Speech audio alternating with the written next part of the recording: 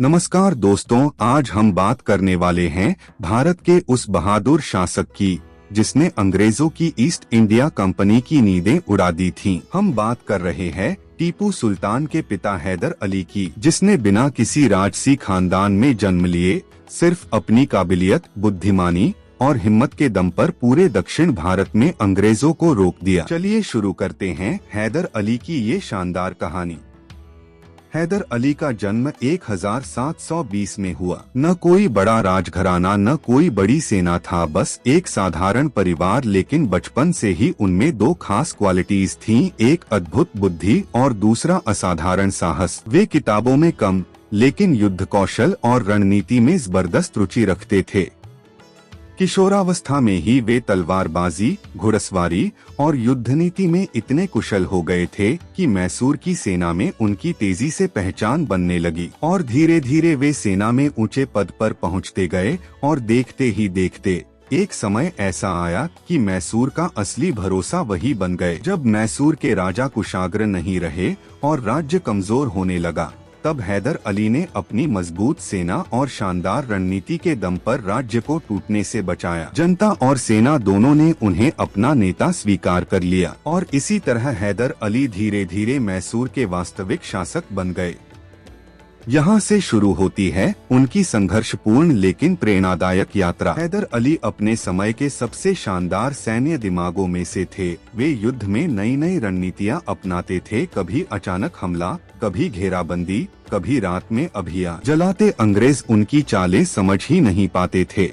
उन्होंने फ्रांस से अत्याधुनिक तोपें और रॉकेट तकनीक मंगवाई थी। उनकी सेना तकनीकी रूप से कई भारतीय राजाओं से अधिक मजबूत थी। यही वजह थी कि अंग्रेज उन्हें मोस्ट डेंजरस अपोनेंट कहते थे। हैदर अली राजा होकर भी खुद युद्ध मैदान में उतरते थे। अपनी सेना का मनोबल बढ़ाने में वे माहिर थे। अंग्रेज जानते थे जहां हैदर अली हैं, वहां जीतना आसान नहीं। पहला मैसूर युद्ध 1767 से 1769 हुआ था। इस युद्ध में अंग्रेजों ने सोचा कि हैदर अली को हराना आसान होगा, लेकिन हुआ उल्टा। हैदर अली ने इतनी समझदारी और तेजी से चालें चली कि वे अंग्रेजों के ठीक सामने मद्रास तक पहुंच गए। अंग्रेज हैरान रह गए कि जिसे वे कम आंक रहे थे, वो तो उनके दरवाजे तक पहुंच गया। आखिर में अंग्रेजों को शांति समझौता करना पड़ा। दूसरा मैसूर युद्ध 1780 से 1784 में हुआ। यह युद्ध तो अंग्रेज कभी भूल ही नहीं पाए। हैदर अली ने कंपनी की सेना को कई जगहों पर मात दी। कई अंग्रेज अफसर कहते थे,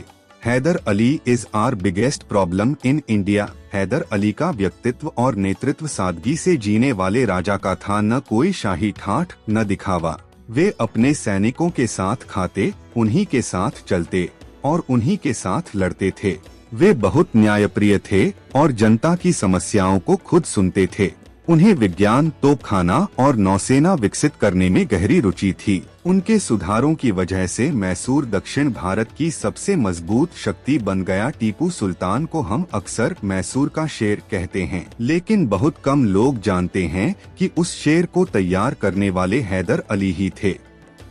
वे अपने बेटे टीपू को युद्धकला, रणनीति और साहस हर चीज सिखाते थे।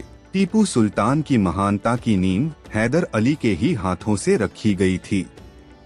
इतिहासकार बताते हैं कि हैदर अली की गंभीर बीमारी जैसे कैंसर या एक बड़ा फोड़ा की वजह और लगातार युद्ध करने के कारण हैदर अली का 1782 में निधन हो गया।